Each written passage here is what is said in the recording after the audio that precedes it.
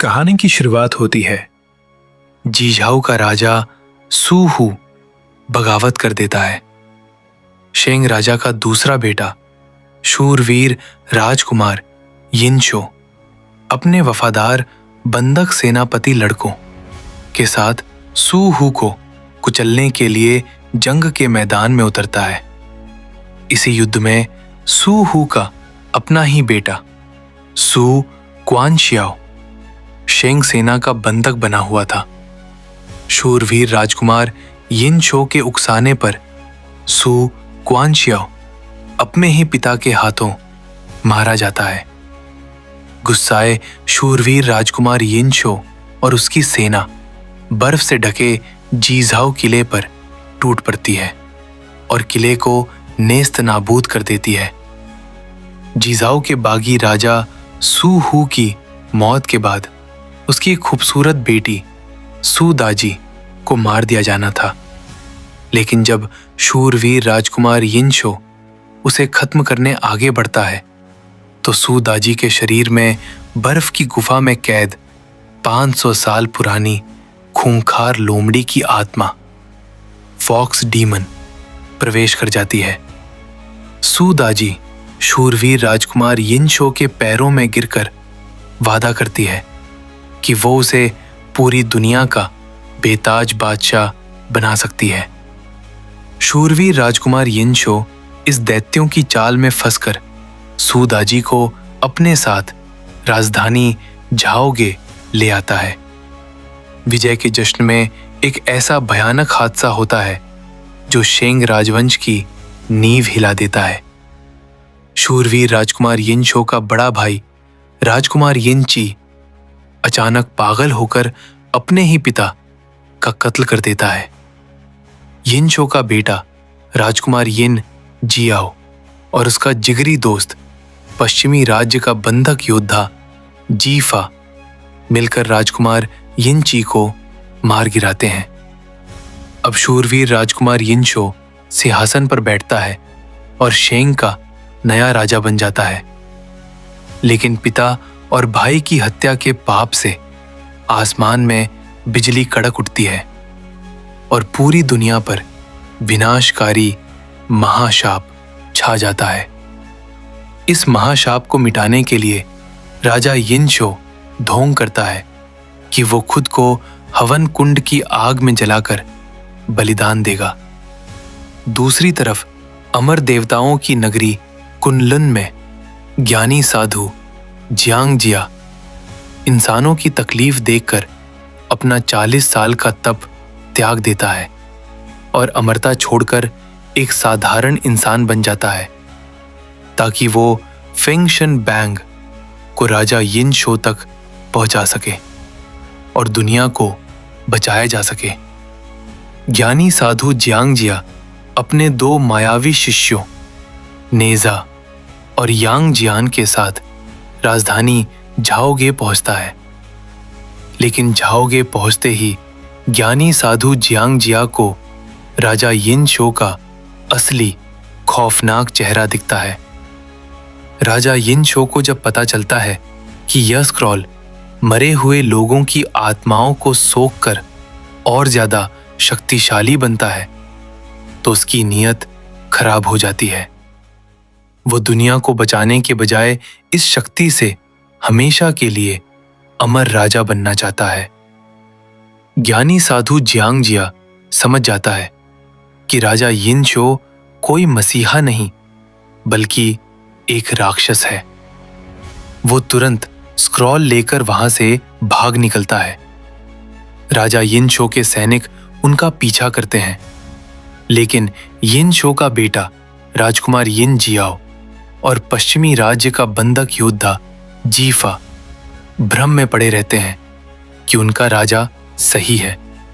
सच्चाई का पता लगाने के लिए राजा यिनचो देश के चारों बड़े राज्यों के राजाओं को झाओगे बुलाता है, जिनमें पश्चिमी राज्य का बंधक योद्धा जीफा के बुजुर्ग पिता पश्चिमी राज्य के राजा जी चांग भी शामिल थे। जी चांग अपने ज्योतिष से जान लेते हैं कि राजा की हत्या राजा यिन शो ने ही करवाई थी। यह जानकर राजा यिन शो एक ऐसा नीच खेल खेलता है जो इतिहास में कभी नहीं हुआ। वो चारों राजाओं के बेटों को दरबार में बुला रहा है और आदेश देता है कि अगर वो जिंदा रहना चाहते हैं तो अपने अपने पिताओं का कत्ल कर दें।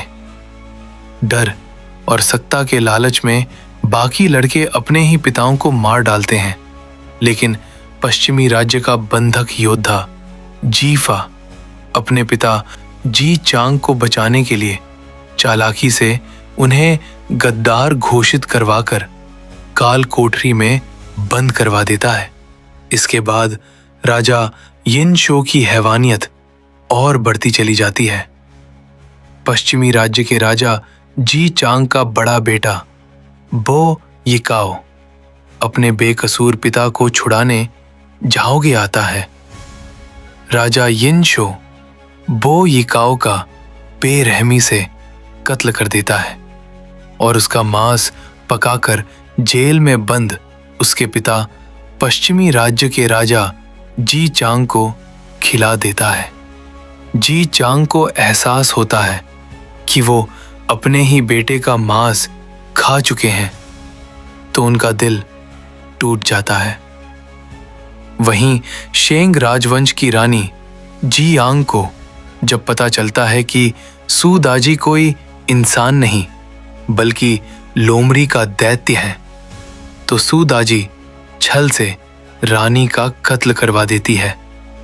यह देखकर यिन शो का बेटा राजकुमार यिन जियाओ अपनी मां की मौत का बदला लेने और राक्षस का पर्दाफाश करने के लिए राजपुरोहित बी गन को साथ लाता है।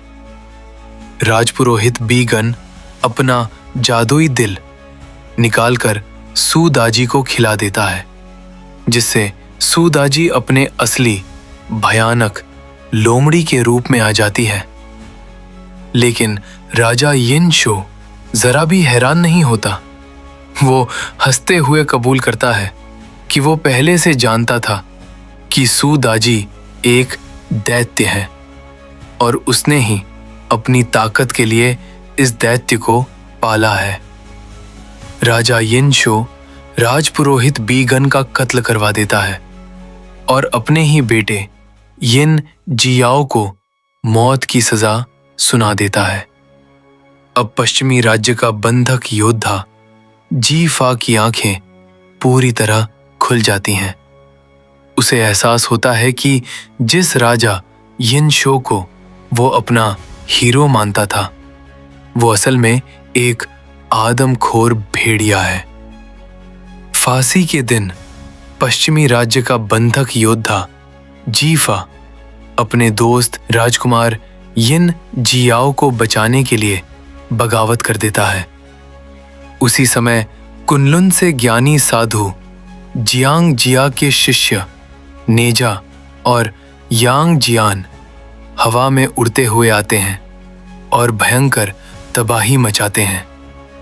हालांकि यिन शो के बेटे राजकुमार यिन जियाओ का सिर तलवार से धड़ से अलग कर दिया जाता है, लेकिन यांग जियान और नेजा उसके कटे हुए शरीर को बचाकर वापस जिंदा करने के लिए कुनलुन ले जाते हैं। गुस्से में पागल हुआ पश्चिमी राज्य का बंधक योद्धा जीफा सीधे महल में जाकर राजा यिन शो पर हमला बोल देता है। दोनों के बीच आमने सामने रोंगटे खड़े कर देने वाली जंग होती है। पश्चिमी राज्य का बंधक योद्धा जीफा अपनी पूरी ताकत लगाकर राजा यिन शो के सीने में तलवार घोंप देता है और उसे महल की छत से नीचे आग में फेंक देता है। राजा यिन शो मारा जाता है।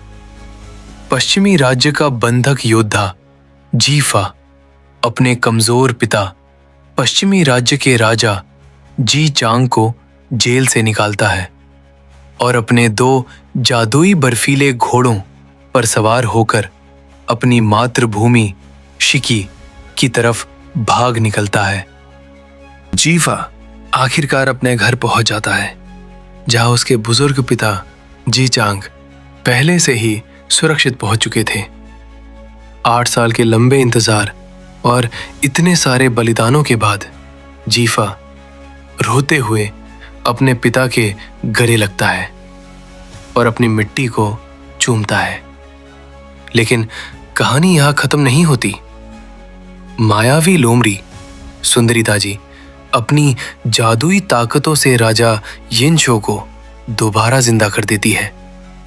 वहीं दूसरी तरफ शेंग साम्राज्य का सबसे खूंखार कमांडर वेनझोंग अपनी विशाल राक्षसी सेना के साथ राजधानी लौट रहा है, एक और नए महासंग्राम की शुरुआत करने के लिए।